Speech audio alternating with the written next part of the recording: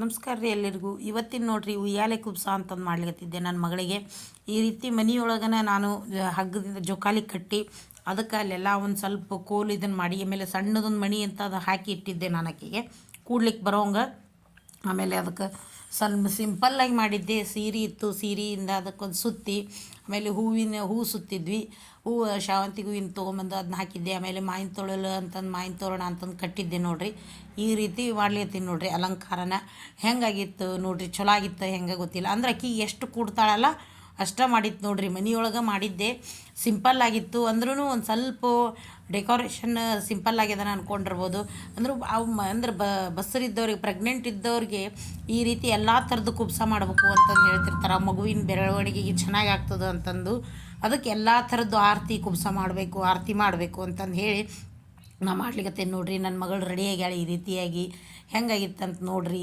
ಚಲೋ ಆಗಿತ್ತಂದ್ರೆ ಕಮೆಂಟ್ ಮಾಡಿರಿ. ನೀವು ಒಂದು ಲೈಕ್ ಕೊಡಿರಿ ಚಲೋ ಆಗಿತ್ತಂತಂದು. ನನಗೂ ಗೊತ್ತಾಗ್ತದೆ. ಏನಾದರೂ ತಪ್ಪಿದ್ರೆ ಹೇಳ್ತೇನೆ. ಎಲ್ಲ ಥರದ್ದು ಕುಬ್ಸ ಮಾಡಿದ್ದು ಆರತಿ ಮಾಡಿದ್ದನ್ನು ಹಾಕ್ತೇನೆ ನೋಡಿರಿ. ಹಾಕ್ಲಿಕತ್ತೇನೆ ಎಲ್ಲನೂ ಒಂದೊಂದು ಆಕಿ ಈ ರೀತಿ ಮಾಡಿ ಆರತಿ ಮಾಡಿ ದಂಡಿ ಮಾಡ್ಬೇಕು ಅಂದೆ ಒಲ್ಲೆ ಅಂತಂದು ಕೊಳ್ಳೊಳಗೆ ಮಾಲೆ ಹಾಕಿ ಆರತಿ ಮಾಡಿದ್ದೆ ನೋಡಿರಿ ಆಕಿಗೆ. ನಾನು ಎಲ್ಲ ಥರದ್ದು ಆರತಿ ಮಾಡೀನಿ. ಹಾಕ್ತೀನಿ ವಿಡಿಯೋನ ನೋಡಿರಿ. ಆಮೇಲೆ ಒಂದಿಷ್ಟು ಮಂದಿ ಕೇಳಿದ್ರು ನನಗೆ ಸ್ವಲ್ಪ ಏನಾದ್ರೂ ಟಿಪ್ಸ್ ಇದ್ರೆ ಹೇಳ್ರಿ ಅಂತಂದು.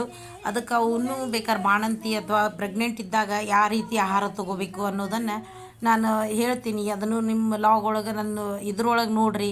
ಬೇಕಂದವರು ಯೂಟ್ಯೂಬ್ ಒಳಗೆ ನನಗೆ ಚಾನಲ್ ಅದ, ಅಲ್ಲಿನೂ ನೋಡ್ಕೋಬೋದು. ನೀವು ಒಂದಿಷ್ಟು ಹಾಕಿರ್ತೀನಿ. ಇನ್ಸ್ಟಾಗ್ರಾಮ್ನೊಳಗೂ ಅಲ್ಲಿ ಅಪ್ಲೋಡ್ ಮಾಡೀನಿ ನಾನು, ಯೂಟ್ಯೂಬ್ ಒಳಗೆ. ಆಮೇಲೆ ಫೇಸ್ಬುಕ್ ಒಳಗೆ ಇದು ಮಾಡೀನಿ. ಅಂದ್ರೆ ಒಂದಿಷ್ಟು ಮಂದಿ ಕೇಳಿದ್ರು ನನಗೆ, ಅದಕ್ಕೆ ಇದು ಮಾಡ್ಲಿಕತ್ತೀನಿ ನೋಡಿರಿ. ನನ್ನ ಮಗಳಿಗೆ ಹಾಕಿ ಈ ಥರ ತೂಗಿ ಅವಳಿಗೆ ಈ ರೀತಿ ಮಾಡಬೇಕು ಅಂತಂದು ಹೇಳಿ ಮಾಡಿದ್ದೆ ನೋಡಿರಿ. ಹೆಂಗಾಗಿತ್ತಂತ ನೋಡಿ ಹೇಳ್ರಿ. ಕೊನೆ ತನಕ ನೋಡಿರಿ ವಿಡಿಯೋನ. Thank you.